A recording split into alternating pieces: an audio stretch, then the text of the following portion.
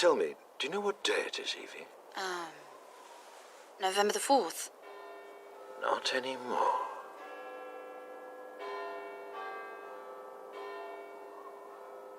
Remember the 5th of November, the gunpowder, treason, and plot.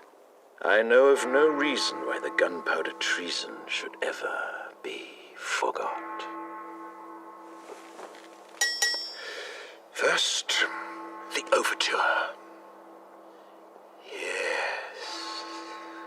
Yes, the strings. Listen carefully, can you hear it? Now the brass. I can hear it.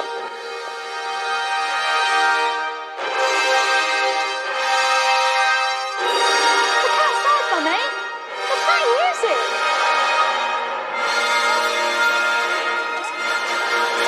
How did he do that? Wait, here comes the crescendo.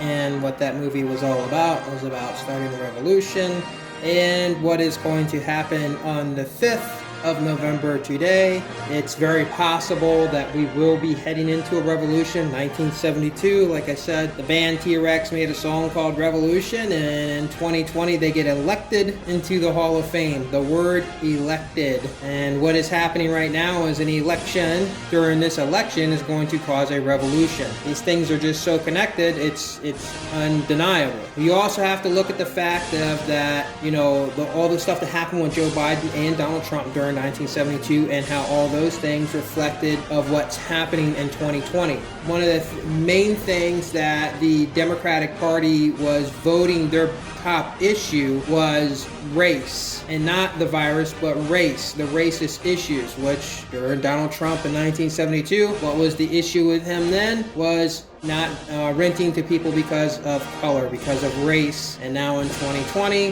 here it all comes back, boiling back again. Whether he's racist or not, I don't even care. Whether Joe Biden is racist or not, I don't care either. I don't care about either one of these parties or the entire system, because it was America before we went into this simulation, what it all used to be, and not what it probably is now in whatever the present is for the 172. But in this time loop, you can always keep going back in this time loop from 1972 to see how these guys started, and how, if you look at, and this is really like the best way to explain this, I guess, if you wanted to look at how this country ended up collapsing, how it ended up falling over this election, right? Like over the 2020 election, after that, the country ended up falling, going into a revolution, into a civil war. The UN came in. There was explosions. There was all kinds of chaos, and most of America became broken up into a bunch of different countries afterwards. Like I heard before that they said that if America was to fall, it would break up into 3 countries. In other words, Canada would take a big chunk of it, and Mexico would take a big chunk of it, and there would just be a little sliver left of what used to be America, which would be like a new America, or a United Nations America, or something like that. It's probably what it would end up being, whole back to blue. Well, guess what? They wear blue helmets. So yeah, if you wanted to go back in time and you wanted to look at what led up to this crazy 2020 election, which is funny because, like I said, if you go and watch my video about that I posted up weeks ago, over a month ago, of what the outcome of this election was. I said in a landslide, but what is the opposite of a landslide? The opposite of a landslide is a razor-thin win. This is going to be a historic moment in an election. It's going to be the tightest election in American history. In 1972, it was the opposite of that. It was Richard Nixon won all but 2 states. One went to an independent, which has never happened in history then or since, and one went to the Democratic Party, which was McGovern. So it is the absolute 100% opposite, polar opposite of 1972 and 2020. I called it that it was going to be a landslide for Biden because that's what it says. I didn't realize, now hindsight is 2020, that the opposite of a landslide would be a razor-thin election. which also will help start the revolution, which will help start the Civil War to kick off, because it will be so tight and so contested from both sides, it will fuel the fires for both parties, for the NPCs to start this revolution, to uprise on both sides. And another thing too you need to understand is I was just listening to the Michigan governor, Whitner, or whatever her name is. She was just saying that people who are trying to interfere in the elections, interfere in the counting of the votes, right? Anybody who's going to the voting polls and are trying to voter intimidation, or trying to stop a count, or trying to force anything that has to do with the elections, she said after the counts are finally gone and all this stuff is gone and somebody's elected, those people are going to pay. Do you know what she's talking about? She's talking about bringing them up on, I don't know, treason, because that's exactly what the charge is if you go and you try to interfere as an American, you try to interfere in an election. So, I mean,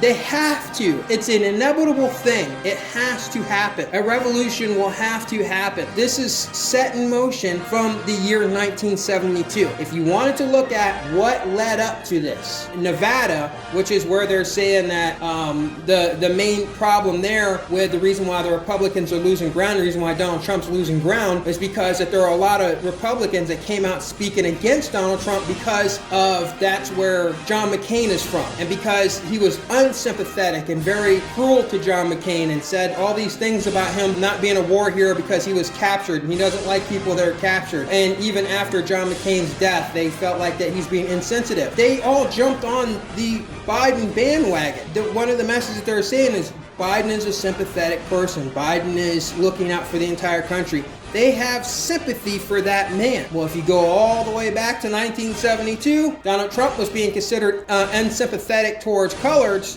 towards blacks and Hispanics, whoever tried to rent from him. And Biden was getting a big sympathetic push from the House and everything in the government because he had just lost his wife and his daughter in 1972. And before you go down this route, you're just demonizing Trump and you're praising Biden, I don't care about either one of the parties. I'm just giving you the facts. The facts are, this is how it happened. It doesn't matter to me who wins or who loses, and it shouldn't really matter to you because it's completely out of everybody's hands because it's a simulation. You're in a simulation that's showing you how this all came about from 1972 to 2020. The 172 people that are living in this thing cannot, I am 100% positive, cannot change or affect the way the simulation is ran. We are only here to observe and to keep playing this thing out, right? We're only here to keep living this thing out in this time loop until we get to being thawed out or whatever. Maybe the 172 people are an experiment. What happened to lead to the destruction of the end of the country in 2020, you just have to go back to 1972 and look at where it all began. That's where Joe Biden's political career began, and that's where Donald Trump's first accusations of being a racist and being insensitive began. So if you look at everything that happened during that year and you watch these guys throughout the years and you watch how it gets up to 2020, and if this is the end of America,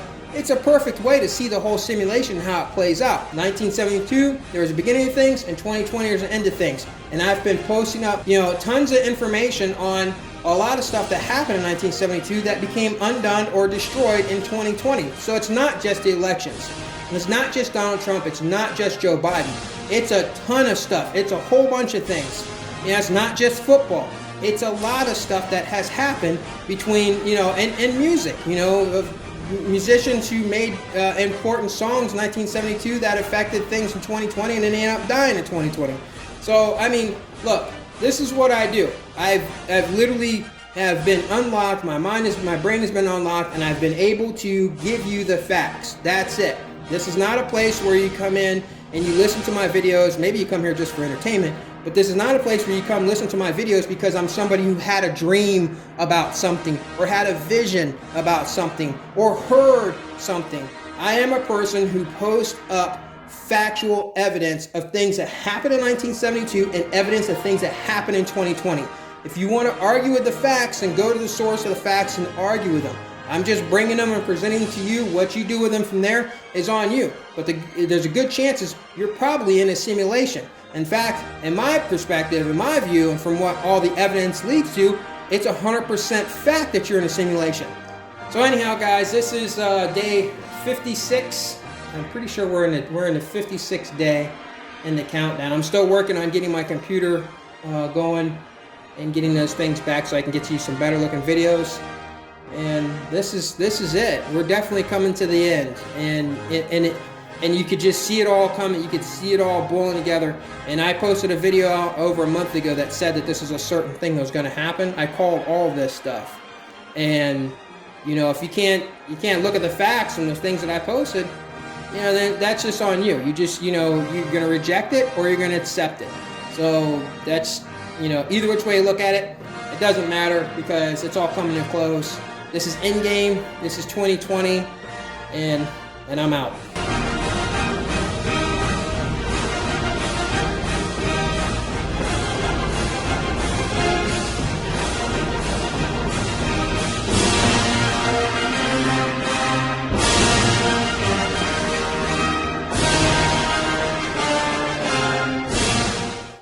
In our own solar system, a 100 microtesla wave of radiation that would destroy our ozone layer, killing every living organism on the planet.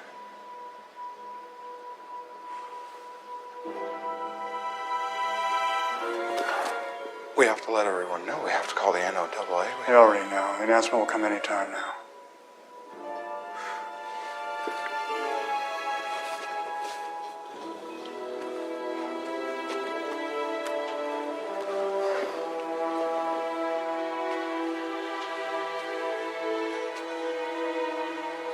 I thought there was some purpose to all of this.